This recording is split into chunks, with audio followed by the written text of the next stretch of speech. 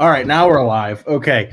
Welcome back, everybody. It is yet another week of TriStateFootball.com's Monday night recap show. We're here, myself, Daniel Kuhn, and my co-host, Jacob Berkemeier, and we're going to talk about everything week 9. Big week in the Tri-State. We've got some good games to kind of cover and talk about, and then we'll go into kind of a preview and a little bit of an outlook of where the conferences stand heading into in Ohio. It's the last week of the regular season, but I noticed in Kentucky it's actually not. I think they have one more game because I was writing a recap. I was like, why do they play on the 1st of November? And I'm like, oh, they have one more week after this.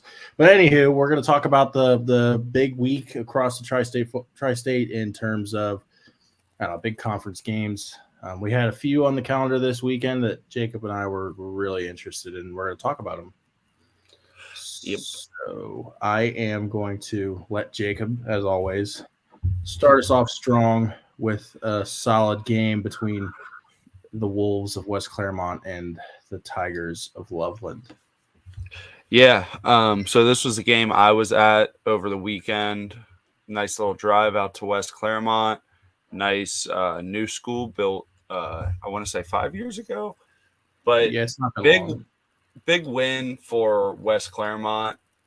This was their first winning season in school's history, and their first-year head coach also moved to 6-3 with the win. And it was really impressive because they came back and won with 40 seconds left. They hadn't really thrown the ball all night. Their quarterback, Bo Rickman, went 5 for 8, 108 yards and 1 touchdown. Landon Young, their running back, had 27 carries, 141 yards, and 2 touchdowns. So they really leaned on Landon Young all game, and then at the end of the game, Bo Rickman scrambled out to his right, threw a 40-yard pass, about 40 seconds left, and Cameron Strauss was the one who came down with the completion. So, but if you're Loveland too, Loveland did not have a bad game at all. Tyler Roberts, 15 for 23, 173, touchdown and a pick. The pick was on the last drive of the game for Loveland. For West Claremont to seal a deal. Chase Martin had 21 carries for 103 yards and a touchdown, and he's been really good, kind of their most consistent offensive player this season for Loveland. But really big game for West Claremont. We've talked about it a lot on this show that some of these other schools in the ECC kind of get overlooked from Anderson and Winton Woods. But West Claremont has a real chance to make some noise in the playoffs because they really play like a mean and gritty style of football where they just ran the ball. Landon Young, 27 attempts, then Bo Rickman, their quarterback, 12 attempts. So for a team, 201 yards, 2 touchdowns. They control time of possession. They're able to move the chains. And, as we get into colder weather football, you get into playoffs where possessions really matter too. You don't want to have turnovers. I think the run game and Landon Young, somebody that you can lean on. And, that could be a tough matchup for somebody first round. So shout out to West Claremont. First winning season. Is it really their first winning season ever? I believe so. If not, I know it's Coach Mormon's first winning season. Like he's first-year head coach there. So definitely good for a first-year head coach in his first season there to have a winning record at a pretty new school. You're trying to build a culture and build something for the future there too. So starting off on the right foot is definitely a good thing for West Claremont, for the community to get excited about. I know that's what Coach Mormon and some of the players talked about too during my interview after the game, just how much the community supported that team and kind of rallied behind them this year. So definitely some good things building at West Claremont. Absolutely. I mean, I believe I was in high school. I think it was still when we were in high school when they merged Amelia and Glen Estee. And, when schools go through mergers like that, you see all the time. Usually there's a period where they struggle, especially in football, but most athletics. So for them to have a nice turnaround, been a couple of years, but for them to turn it around and have a great season like this, I mean, of course, they're in a position where they're kind of outshadowed by Winton Woods and Anderson and within the conference. But besides that, it's still a great year for Winton Woods, a team that I'm sure me and you did not have on our list of teams to think about this late in the season, right? When we got to this point, I know for sure I didn't. But all the respect to them. All right. Yeah, so with that, I'll kick it back to you for another ECC game, right? Well, there were a lot of big ECC games this weekend. The schedule just kind of lined up that way. It had quite a few big games, but none bigger than Anderson and Winton Woods. And folks, when I tell you this is a big game and I was very excited about this game, I was very excited about this game because I wasn't even assigned to go cover this game as a writer. I went and just watched it as a fan. I spent my own money to go into this game and watch it because I was so excited about it. Granted, it helps that I'm from Anderson, so I know people. And besides the fact I was so excited about this game, I had to go see it, whether I was covering it or not. I went out, bought my ticket, went in, and I watched this game, and it lived up to the hype. Now, the score line may say something a little bit different. Anderson ended up winning this game 31-17 to move to 9-0 on the season, perfect in conference play. Obviously, this game was pretty much for the conference title. I believe if Anderson somehow loses this week and then Winton Woods wins, they can share it. But Anderson's pretty much got this all but locked up. And from the start of the game, you could tell that it was going to be one of those games because as we've covered and talked about so much in the show this year, Anderson's defense has just been unbelievably suffocating. The point differential is insane. And Winton Woods went out and scored on their first drive.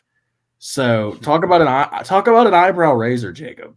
Like, you go into this game like, man, no one can score on Anderson's defense. Like, and Winton Woods, they have the offense to do it, but is Anderson's defense really this good, or is Winton Woods gonna show up? And for the most part, Winton Woods showed up.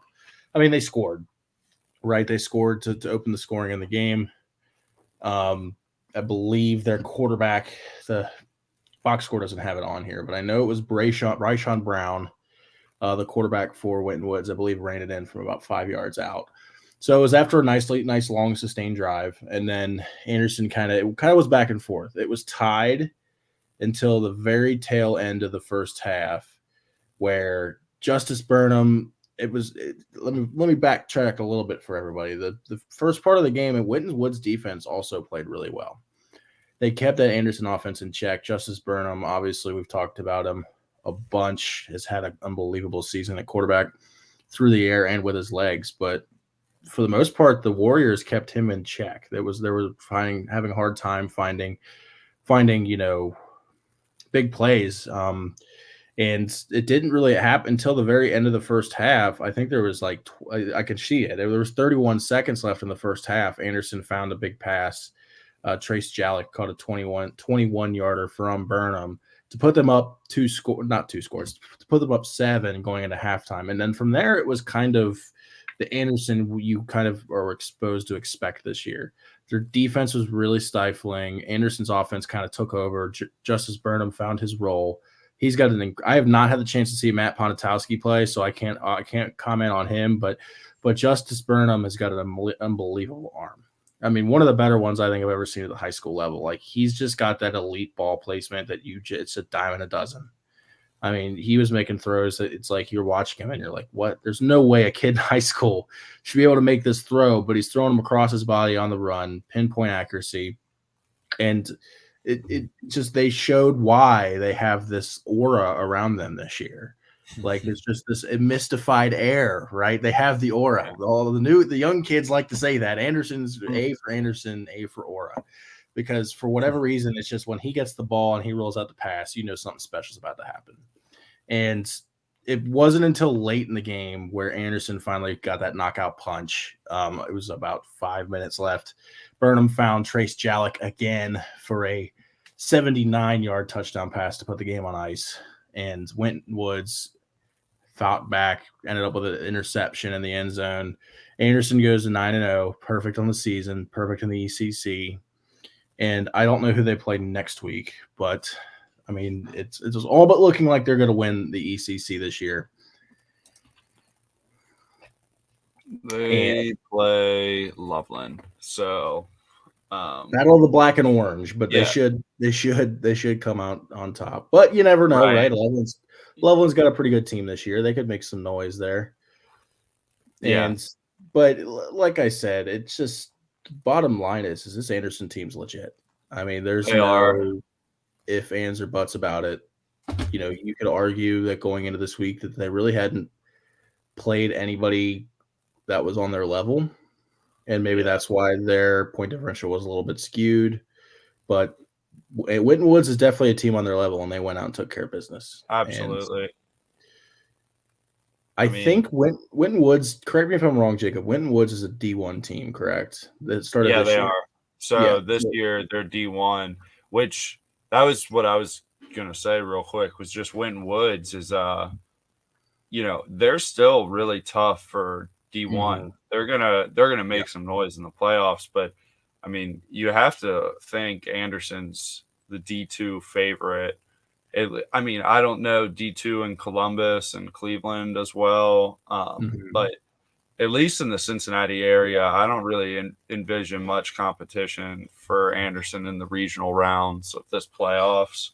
So if you're them, you just got to keep doing what you're doing. I mean, Justice Burnham only threw 7 incompletions. I'm looking at the box score. It's just like you were saying, pinpoint accuracy, 3 touchdowns. I mean, it's a good day. He doesn't even when those incompletions. I mean, I saw they're not bad balls. Like he had one, I think it was Trace Jalek. It was early in the game. Jalek ended up wide open, and Burnham put it right on the money, and it hit Jalek in the face mask. That's one of those. Oh no, right? Yeah. Of course, it hits me in the face mask. But like everything, like even those incompletions were amazing passes. Like it's just impressive to see. And I know I hate to another new kid term, people. I hate to sound like I'm glazing Anderson, but like it's an incredible team. It's really impressive to kind of see them perform at the level they are, because I don't think they won a state title since 2007. If I'm correct, I think it's something like that. It's been a long time, and they are legit. I can't think of another team right now. I mean, I don't think that it's hard to tell because you don't know how they would play Moeller. They're in a different division, right? But there isn't many teams, especially in the D2 range, that I think can compete with this Anderson team. So just the win they needed.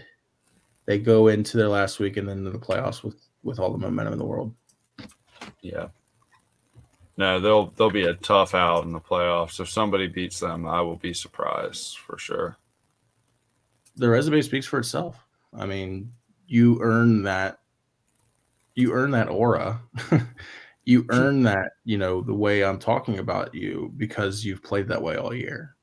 Yeah. And this was their big test. If they wanted to be legit this year, they had to beat Winton Woods. And they went out and they took care of business. So what's not to like? Right. All right, I will stop, as the kids say, glazing Anderson, and I will kick it back to Jacob. He's going to talk about, an underrated rivalry in the city, Lakota East and Lakota West. They had a big showdown on Friday night as well. Yeah, so Lakotas, I think, have been split for close to 25 years now. So as you can see, West wins their 6th straight over East. And this was a huge game for the conference because West moves to 8-1. Now East is 6-3. Princeton had beat West earlier in the year, but West plays Mason next week. So assuming everything goes well for West, they should take care of the conference this year, which good thing for Coach Bolden and all those guys there. But digging into the box score a little bit, not very many passing attempts for West. A little bit different styles. Jamison Kitna for Lakota East had 17 completions on 26 attempts for 274 yards, 2 touchdowns, and a pick. And Ryder Hooks played pretty well for East as well, 13 for 91 and a touchdown. But really, Sam Wiles just had a great day. Not a ton of passes, 9 attempts, and 8 completions for 77 yards and a touchdown. But here's the kicker: 26 carries, 199 yards, and 2 touchdowns. Then Braden Johnson had 13 carries for 41 yards and a touchdown, and then Kenyon Norman had 8 carries for 85 yards and 2 touchdowns. So 5 rushing touchdowns as a team for Lakota West. And then Tyson Davis as well. Out of those 8 completions, he had 7 receptions for 71 yards and a touchdown. So great day for Tyson Davis as the feature wide receiver. But I don't think this is anything to get too upset about if you're Lakota East. They've been having a really solid year. And I think really what they know they have a great passing game. So I don't think you're necessarily out of games as we approach the playoffs if you're East. You have a really good quarterback and an explosive offense. I think if you can just maybe tighten some things up on defense, you are going to put yourself in a pretty good position coming into the playoffs, because I know that's also not a matchup. I'm really was trying to see if I could figure out what playoff seeding starting to look like, but it wasn't on OHSAA. We're going to have a very long show for the playoff seeding. Yeah. It might just have to be really focused on that. But yeah, I was curious because if you're East, they're not, you got Moeller that's going to be in that one spot, but then you have Princeton and West that'll, be 2 or 3.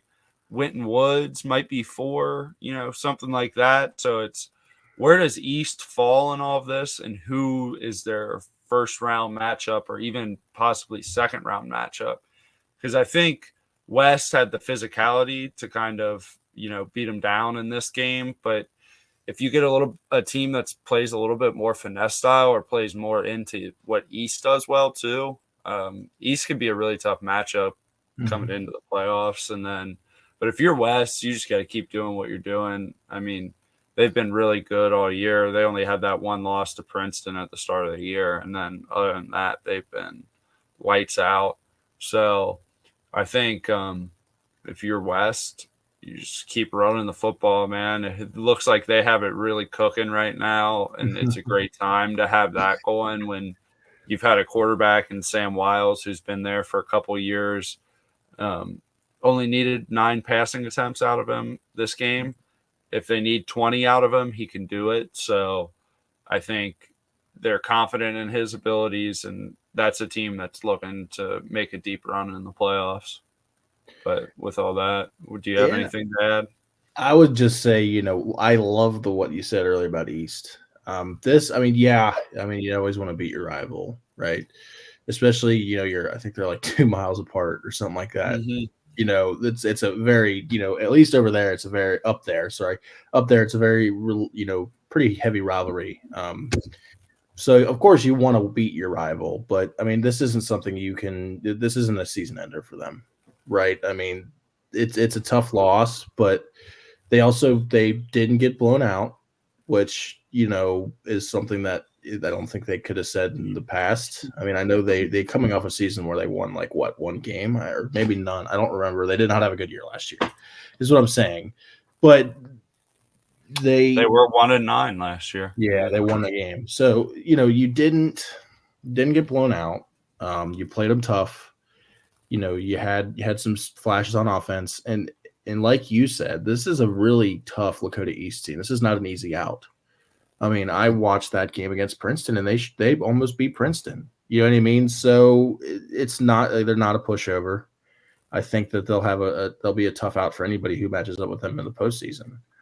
And that's kind of, at this point for East, that's what you have to look towards. Probably not going to win the conference title is probably out of the picture, but you can still carry momentum through week 10 into the playoffs and make a run, because like you're saying, and I'm saying, this is a very tough Lakota East team to play. Especially, I will say one more thing about it. Jamison Kitna, he's just kind of one of those guys where he can make the plays that you need to win the big games. So as long as he's under center for you, you feel pretty good about your chances this postseason if you're Lakota East, at least to make a deeper run than previous years. For sure, I completely agree with you.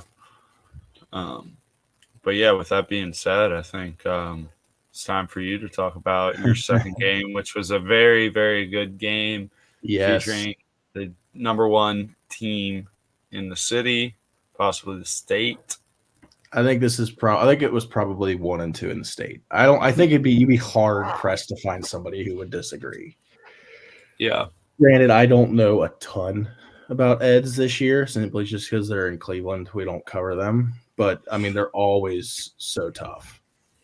Yeah. And Moeller, of course, is the top dog here. So when the top dog from the city up north and the top dog from Cincinnati come together, and I think they come together every year, but when they're both really, really good like this, it's a really fun matchup. Moeller played St. Ed's and ended up with the win. They beat them 35-31. And as with most Moeller games we talk about this year, it starts and ends. The conversation starts and ends with Matt Ponitowski. I mean, it doesn't matter if it's the defense could be the Iron Curtain, and he would still find a way to throw for like ridiculous numbers. And this kid's a junior. It just keeps getting crazier when you talk about him. He had, and excuse me, this is kind of a weird box score. Moeller puts together their box scores after the game on their own website, and it's kind of weird. But Ponitowski went 17 for 24, only had 191 yards, so not his biggest yardage game of all time, but he had 5 touchdowns. All 5 scores from Moeller came from the arm of Matt Ponitowski. And they came from behind as well. I mean, they were down at one point. I mean, they were only down 3, but how much has Moeller been behind this year? Yeah, right. So they came back from a little bit of a deficit, ended up, gosh, it got super close at the end. I'm looking at this box score. They went back and forth, and this could be a preview of the state championship game, right? So granted, oh gosh, Springfield, right? That's the team who always beats Moeller in the Final Four. I think that's happened like the last 3 years. Springfield always seems to play spoiler, but it's just one of those games where you have to keep an eye on it, even though it was played on a Saturday. And oh gosh, I just I wish I would have been able to see this game, because now I'm sitting here trying to find words to describe it, and I can't because I was there. Okay, here we go. Now I found the box score, so bear with me, people. I found the normal one, so we're here. All right, so it looks like for Ed's. Okay, so St. Ed's actually outgained Moeller in terms of first downs, and it looks like maybe they were a little bit less on rushing yards, but they were definitely better. It was almost even in passing yards. So it was just a really even game. The final tally for total offensive yards was 338 for Moeller, 334 for Eds. So that's a 40-yard difference. That doesn't get much closer than that. They both only had 2 punts. Oh gosh, it's crazy how I keep looking at this box score, and I keep getting more and more amazed that this game was as close as it was. It looks so, yeah. So Ponitowski's literally the X factor in this game. Ed's had a really good day from their running back, Zach Hackelman. He had 90 yards, 2 touchdowns. Thomas, I don't know how to say his last name. Thomas, it's Csaanyi. Csaanyi? I don't know. Good luck with that one. That's my best guess. It's Csaanyi. He went 21 for 38, 192 touchdowns. He did have 2 interceptions, which I think at this point, if you're looking at this box score and you're looking at the score of the game, that might be the difference right there, right? Because Moeller didn't have any turnovers. So that's just in essence, that's 2 extra drives that Moeller had by turnover. to put points on the board, and they took advantage of it. In terms of I mentioned Zach Hackman from Moeller. Different running back they had. They employed a different running back. Raylo Coach. Have you ever heard of him? He must be from the JV team because he's a sophomore. But he went. He had 13 attempts for 97 yards. So Moeller keeps producing talent from all areas. They found one on the JV team late in the season. Cooper McCutcheon is turning into Ponatowski's favorite target. He had 3 catches for 84 yards and 3 touchdowns. Doesn't get much more perfect than that. It's like that Randy Moss meme. Right. Yes. His stat line at halftime. Yeah. So I will stop fumbling my way through the box score here, and I will just talk about this game and what it means. They play in different regions at the beginning of the season, or at the beginning of the playoffs, I have pardon, so it doesn't really affect seeding. But for Moeller, you're on top of the world now. Like, you just beat Eds. You know, that was for proverbial 1 and 2 in the state. You came out on top. Now you got they play a team from Michigan in week 10. I've never heard of them, so I don't know if they're good or not. But you're rolling into the postseason with the most amount of momentum that you can have, for a team that's this good. I mean, if it wasn't for that team from North Carolina, which is why I'm sitting here saying I should discount this team from Michigan because I discounted the team from North Carolina, and they beat Moeller, right? So, but you couldn't be in a better spot if you're Moeller. As long as Ponatowski's under center, they have a chance to win any game, beat anybody at any time.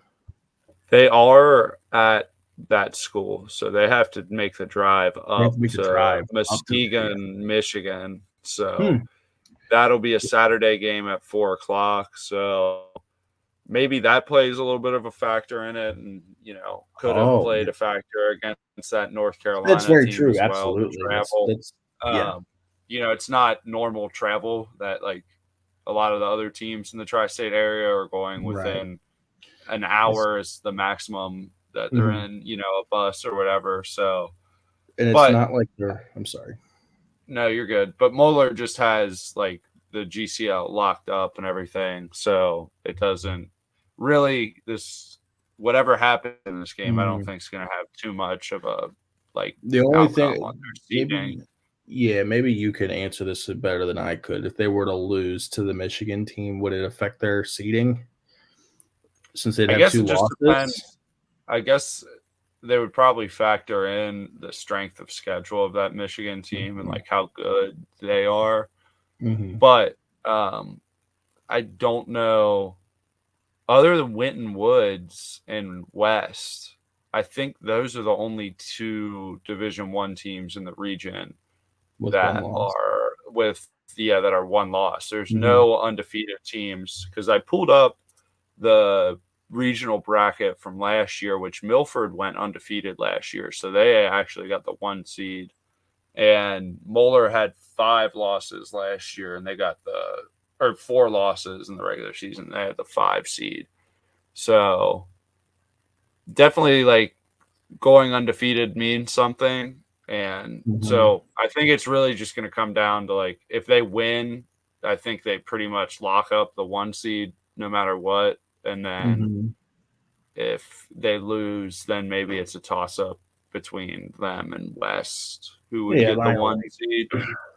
My only thing, it's not that big of a deal. I don't. No, it's not. It's not. But if you correct me if I'm wrong, but isn't it like a certain amount of seeds, the top 4 get home field advantage or something like that? I don't know. Yeah. So if you're like a top seed, well, I'm not sure. Okay. Yeah. So I'm looking Princeton last year. It ran through Princeton until they lost to Oh wait, no. So it was at Princeton for the first 2 weeks, but then the 3rd week they had it at Mason for Princeton and Lakota West game. So maybe you get it for the first couple of games you get home field, and then regional semis, and regional finals is probably at a neutral location. Yeah.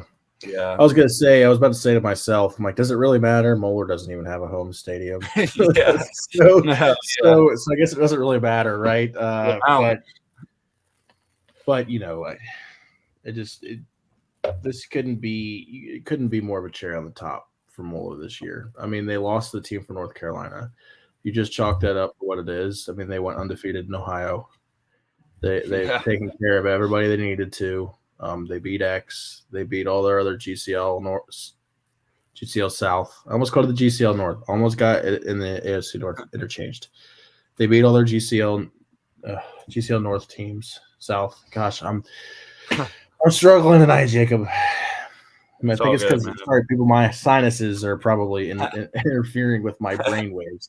But I mean, they took care of business in Ohio this year, and all they got to do, they got to keep rolling and doing what they're doing, and we'll see what happens come state finals because I think they'll be there. I mean, there's nothing that tells me right now that they won't be. So it's going to be exciting to watch this team play throughout the postseason, and this was really their big test to end the year, and they won. They passed it. So big win for them. I will throw it to you because we've already started kind of talking about it just a little bit, kind of playoff seeding and stuff like that. But we'll throw it to you. I'll throw it to you, Jacob, with the conference standings and kind of a Week 10 preview since we already kind of started on that track. So might as well just parlay into this. Absolutely. Getting the screen ready. Okay. So starting off in the ECC. So as you can see here, Anderson is undefeated. So Anderson should maintain the number 1 seed for D2 regional, Region 4. And then Winton Woods 8-1, along with West, Princeton, or not Princeton, but West and Moeller. Those are the 3 8-1 teams left in the region. But as you can see, I mean, Kings, they've had a really good season. Haven't been talked about much, but Kings is 7-2, Lebanon 6-3, West Claremont 6-3. This has been a really good conference this year, and I've watched Kings play twice, and then I have watched watched West Claremont play, and then you've seen Anderson play too. So we've watched a lot of ECC football this year, and I'll tell you one thing: Kings has a really good run game, and they have Nate Lyman in the passing game, who's solid. And, I talked about West Claremont earlier today with their run game too.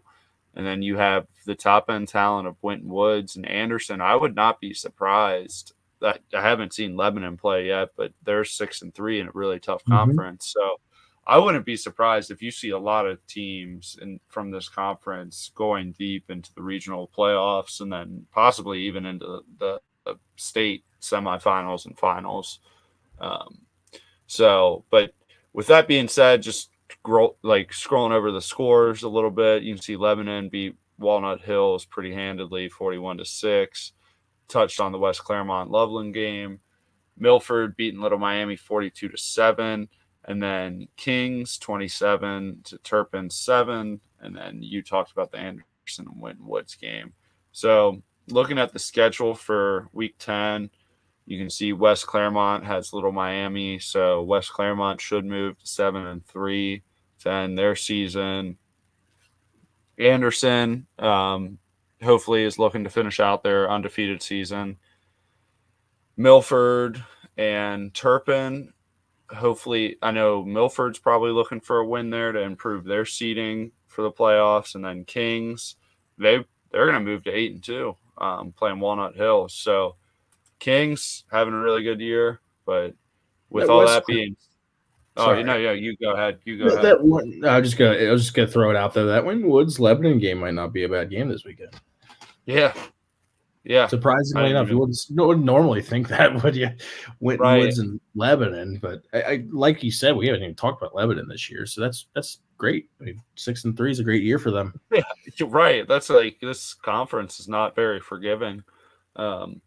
because Milford and Loveland are solid squads too. I think they've just kind of had bad bounces and stuff not go their way in some of the games. So, but yeah, with all that being Anderson Woods machine.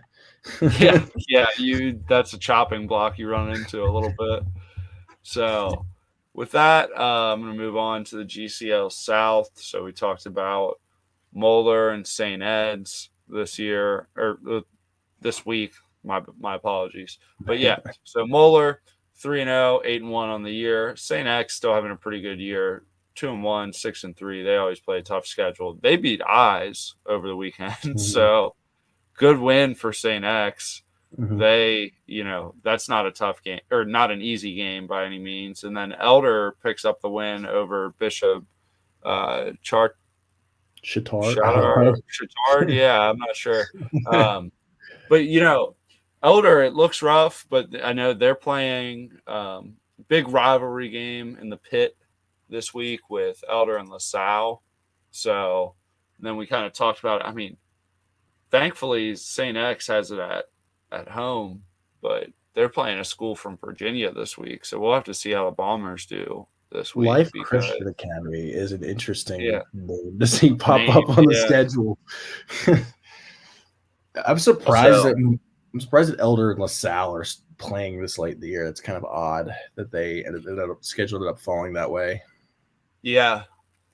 I mean, I think it's kind of cool, your last game before kind of playoffs too. That's definitely a great game to get you ready. You're playing a rival. It's going to be an ugly game. It's going to be, some chirping back and forth between guys. Absolutely. And the pit's going to be rocking on Friday night. There'll be plenty of people in attendance. And then on top of it too, both these teams are 0-2 in the conference.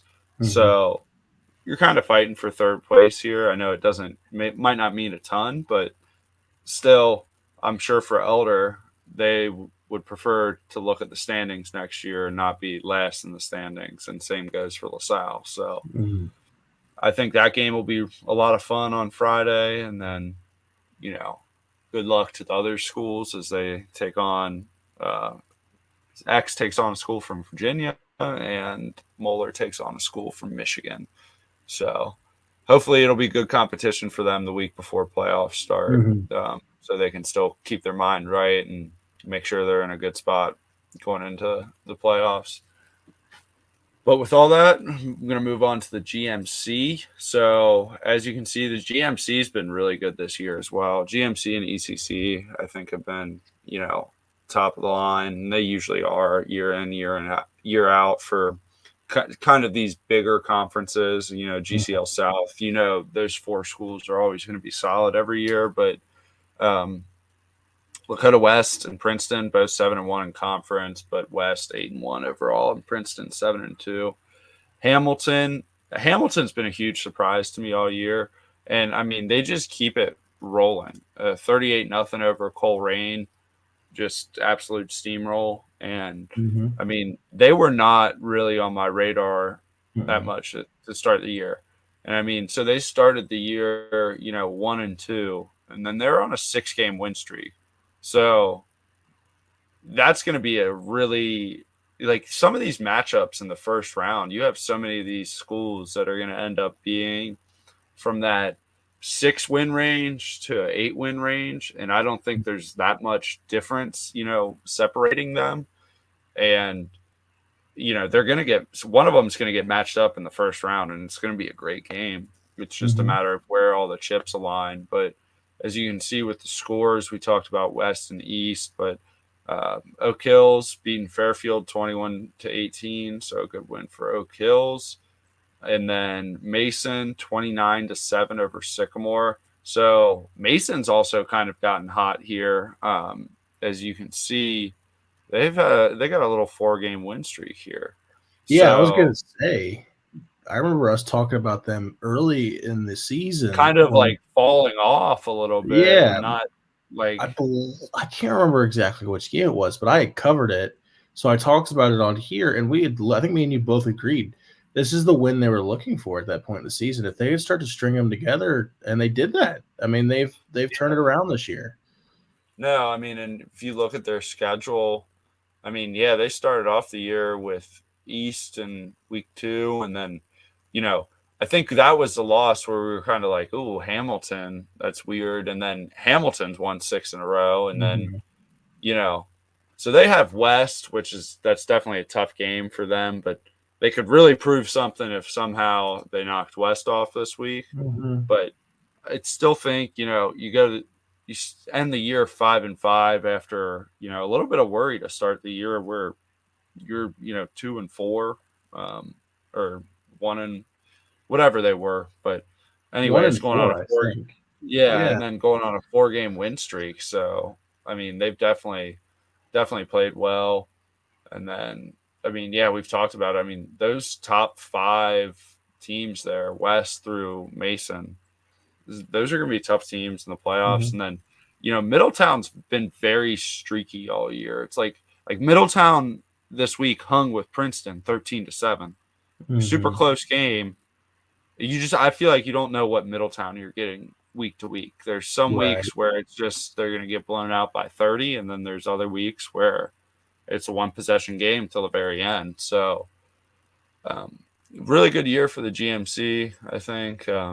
Obviously Coleraine and Sycamore have struggled a little bit, but beyond them and Fairfield having a kind of weird down year. Usually Fairfield's pretty solid, and Kraus Mhm. has his boys coached up really well over there, but just a down year for them. So with that being said, I'm going to move on to the MVC, the Miami Valley Conference. And this is one of the games that Danny had brought to my attention earlier, right here. St. Bernard Elmwood plays 77-0 against New Miami.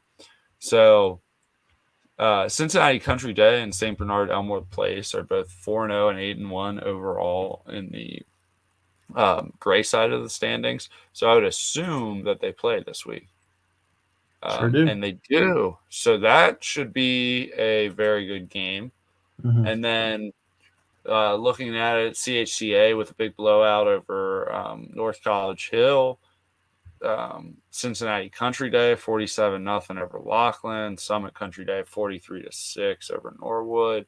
Kind of a big blowout week in the besides Miami Valley Christian and Clark Montessori. Um, I forget exactly what most of these schools are in terms of like Hmm. division wise, Yeah, they're but smaller uh, schools for sure. you have to imagine that CHCA, Cincinnati Country Day, and St. Bernard Elmwood Place are going to be pretty good come playoff time, sitting at an Mhm. 8-1 record. All 3 schools have really good point differentials, and I mean, these smaller schools, I don't know how many of them will be able to hang with some of the talent that's over there. I So, yeah, I mean, we keep talking briefly, bringing up like teams that we didn't even think about going into this season. I can't even tell you if I had ever heard of St. Bernard Emlyn Place before this. No, I'm not talking on yeah, like I'm not talking dirty on their school at all. But I don't even know if I ever absolutely. even thought about them. You know what I mean? Like when you think of that area, think of Roger Bacon. Yeah, So I you don't, agree yeah. 100%. So I didn't even realize there was another school there. So really great year for them. I definitely know who they are Yeah, now. right. And it is like, a lot of these smaller schools, I mean, it's just hard. They don't get as much, Mhm. attention because it's, not as many people are paying attention to D3 or D4 instead of, all the action that's been happening in kind of D1 and D2 this year. But wanted to make sure we cover it on our show and talk about it. Um, but with all that being said, I'm going to move on to the GCL co-ed, where we see Baden picks up the 14-0 win over Chaminade Julienne. And that's a huge win for Baden because I don't know if you guys remember, but last week, CJ beat the brakes off of, I believe it was Carroll. They won by like 70. So Mhm. Baden with a huge win. They remain undefeated and challenging McNick for the championship of the GCL co-ed. So if you see here, Baden and McNick are playing this week. So huge game this week in the GCL co-ed. That's going to determine who wins the league. So both teams have had really good seasons, both dominant defenses, as you can see, only allowing 70 and 77 points through 9 games. And then the offenses aren't too shabby either. And then, McNick, 59-0 over Carroll. Rough season for Carroll. At least the last couple of weeks have been rough. Really, just since they got – it's just tough. They're 4-1 before they get into conference play, and then your own, now you're blank and you're 4-5. So hopefully they can figure some things out in terms of the conference for next year. But definitely McNick and Baden's a good game to watch for next week. So with that being said, going to – and I want you to chime in on this a little bit too, because we've talked about Batavia on the show a lot, and I think we didn't realize how good Clint Massey is. You can kind of talk to that a little bit. Right. I mean, so it's kind of similar to the St. Bernard Elmwood place, right? That you have a win where you blow them out by 80 to nothing, you're gonna grab the attention of everybody. Like, holy cow! Like, I didn't, you know what I mean? But they beat, I forget if it was who it was, Bethel T or Goshen or one of those two. They beat them like 83 to nothing, and that was kind of like immediately was like, wow, like this Batavia team is really good. I did not realize this because I started looking at their schedule a little bit, and then they come down. It comes down to week 9. And they're playing Clinton Massey. And I'm like, I don't know anything about Clinton Massey, right? But, like, Batavia's been so good all year. Like, it's got to be Batavia, right? Well, and I went to go write this recap on Saturday. I'm like, oh, man, never mind. Clinton Massey is an absolute unit running the ball. Like, you can see on the box score here. They had – That's what I'm saying. 9 or 10 different guys running the ball. Like, there's no such thing as the passing game at Clinton Massey. They run the ever-loving heck out of the ball, and they do it with great success. This is my first time looking at it. This is insane. Cooper Carrick, right? Cooper Carrick and Peyton Warren, I think both went over 130 yards. Carmack and Peyton Warren, Brady Dillon had 2 more touchdowns. Like, it's just crazy. Like, when I went to write this recap, and I looked at that box, I'm like, holy moly.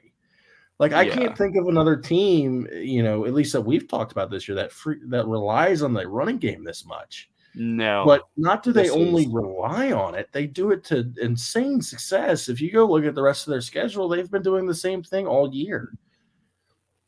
Like, well, and this is we talked about it a little bit before the show. Just you run the ball that much. I mean, I think what really happened is it just kind of took the wind out of the Batavia passing offense, because it's literally the two completely opposite ends of the spectrum in terms of offense. Like, Batavia's throwing the rock a ton. I mean, and in this game, they have almost 30 passing attempts. They're averaging 30 to 40 a game. And Clint Massey's like, we don't care. We're going to throw the ball twice. One of them's going to be for a touchdown. Right, yeah. We're going to have 5 running backs average 10 yards a carry or more.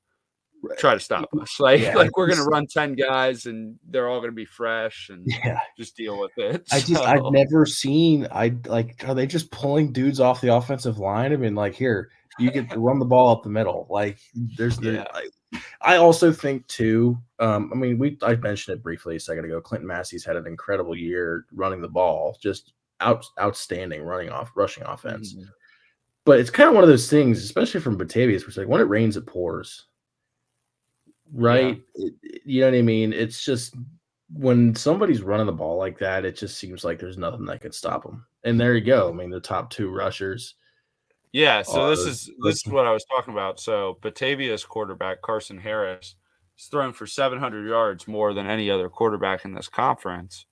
And then, they have the 2 leading receivers. They're going to probably, if Max Melman can get 100 yards this week, they'll have 2 1,000 yards receivers. But then, Clinton Massey, 637 and 604 leading the leading the conference. And I was just curious if they even have. Then they have someone at 19 here too. So, I mean, they have three running backs in the top 20 rushing in this conference. Yeah, so, absolutely. very impressive for Clinton Massey. It's like almost like if they didn't have 10 guys running the ball, how much larger of a gap would that be between the two Clinton Massey guys and the rest of the conference? Do you know what I mean? Yeah. It's crazy. Now I'm gonna have to watch Clinton Massey the playoffs because like who's gonna stop that? Yeah, exactly. When you have 10 guys that can all be dynamic and run the ball. So definitely just wanted to touch on this a little bit, and we kind of got excited there. Just seeing a 400-yard rushing day from how can you not? Naturally it's Western Brown won. Yes, they did. And I'm thinking of what's the one that Pete Rose went to? Western Hills, Western Hills. I thought that was. Yeah. I was like, "Oh, No. Western Brown won." No, West Side probably didn't win. We'll get to that. No, it's so funny because I was like, "Oh, Western Brown won," and you're like, "Yeah, they did." That's hilarious. But yeah, so we've talked about the Southern Buckeye Athletic and Academic Conference for a little bit now. So we're going to move on to one of the smaller ones. The Southwest Ohio Conference, and the SWOC. We have Harrison, Bishop Watterson, Hannon Harrison. Neither have I. So, but Harrison's had a really good season this year. Bishop Watterson gives them their second loss, and one of their other losses was Clinton Massey, but they hung really tough with Clinton Massey too, 21-17. So, and then Harrison's got Northwest, who Northwest has struggled, so they should finish the year 8-2. But if you're Mountain Healthy, Mountain Healthy has a chance. I'm not sure who Waverly is, but Mountain Healthy could finish the year 8-2 as well. Probably not win the conference because Harrison should move on to being 3-0. But I know Harrison has a pretty good team this year, and they're D2, I believe. So they could definitely. Until they run into Anderson, I think they can make some noise. And I'd be kind of curious what, a Harrison and LaSalle matchup would look like. I don't know. I would assume, LaSalle would take the edge in that one, but Harrison has had a really good season this year. But not a ton to talk about with this conference. So we will move on to the Cincinnati Hills League, which has been really good at the top this year. Wyoming ends up beating Indian Hill 23-13. Indian Hill gives Wyoming the stiffest competition they faced all year. But Wyoming's going to end up pulling away, winning the league once again. And they have the chance to go undefeated. And then I believe this is Division 4, right? Because I think Wyoming's always. I believe so. I think it's D4. Right. So, Wyoming's geared up for another deep state run for the playoffs. They're so consistent year in and year out. They do it every year. So. But if you're Indian Hill, that's not a bad loss. You hung tough with a really good team, and they have a chance to make some noise. Same with Taylor. Taylor and Indian Hill both have some really good players and just have difference makers, and they're well coached. I think that those two teams can make just as much noise as Wyoming, and it's really going to come down to matchups too. Who can exploit the right matchups and everything. So I'll take a look at what the schedule is to see if anything could happen to Wyoming, but they play Finneytown, so most likely no. But Taylor and Indian Hill, huge game. Yeah, that's going to be a really good game, and that's going to determine who's second place in the standings and probably who gets better seeding in the playoffs for Division 4, Region 4.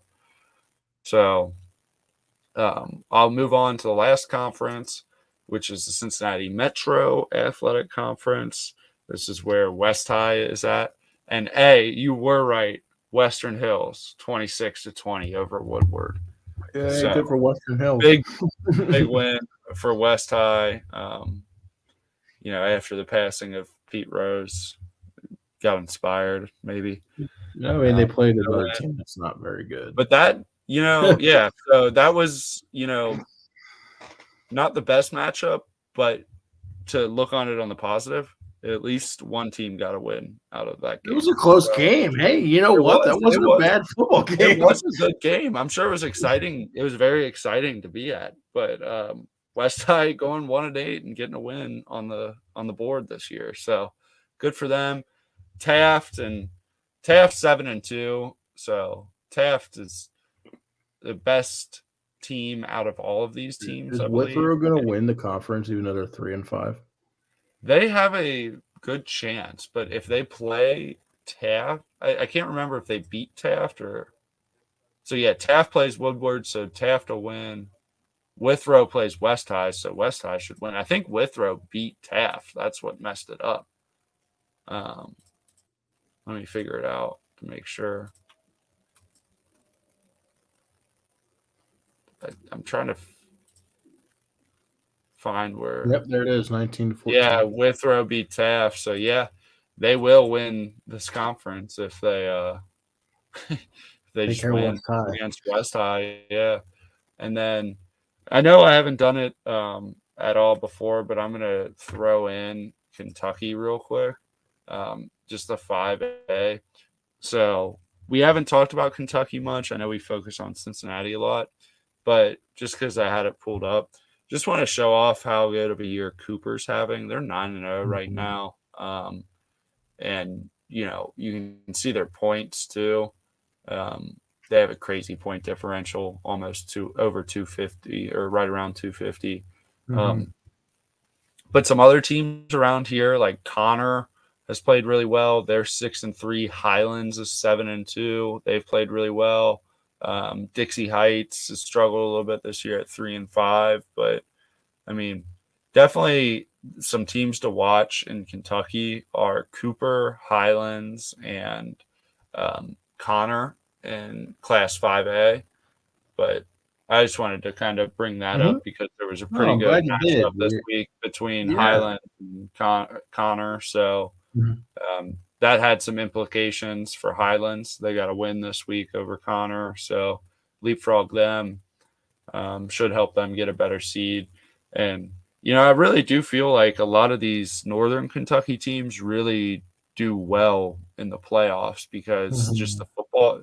No offense to, some of the more southern parts of Kentucky, but I feel like the Cincinnati football rubs off a little bit into Northern Kentucky. So it's the style of play is a little bit better up here than further down south, I think. Yeah, I mean, it's more popular. Louisville schools are good, but right. Yeah, it's more populated, so you're going to have a bigger pool of players to choose from, right? I mean, that's just kind of how it works. But with all that being said, I'm done with my portion. So I don't know if there's anything you want to add. I think we covered all the big things we wanted to talk about. We both got. I don't think me and you have ever gotten more giddy than we just did over Clinton Massey's rushing offense. But no, I mean, it was a big week around the Tri-State, and there's some big games this weekend too. So some stuff to keep an eye on. I think a lot of people think Week 10 is kind of a throwaway week. There's a lot of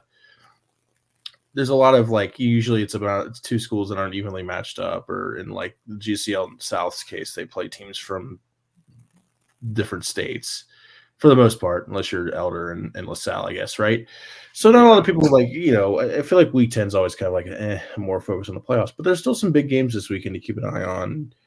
We'll be back next week with I don't know, we're going to call it something different. We're like playoff projection extravaganza. I don't know. Yeah, we'll have to brainstorm some alliteration type names, with playoff included. That's gonna be fun. Next week will be the regular season finale, and then after that, our show. That's right. We'll recap Week 10. That's right. Yeah. So we'll recap Week 10, but then after that, our shows will definitely shorten up because there will not be. I mean, we're gonna want to talk about this playoff football. big old conference review. It'll just be more going through the kind of state brackets, I think, and once we get into the playoff time, so it'll be fun. I'm fun. looking forward to it. Yeah.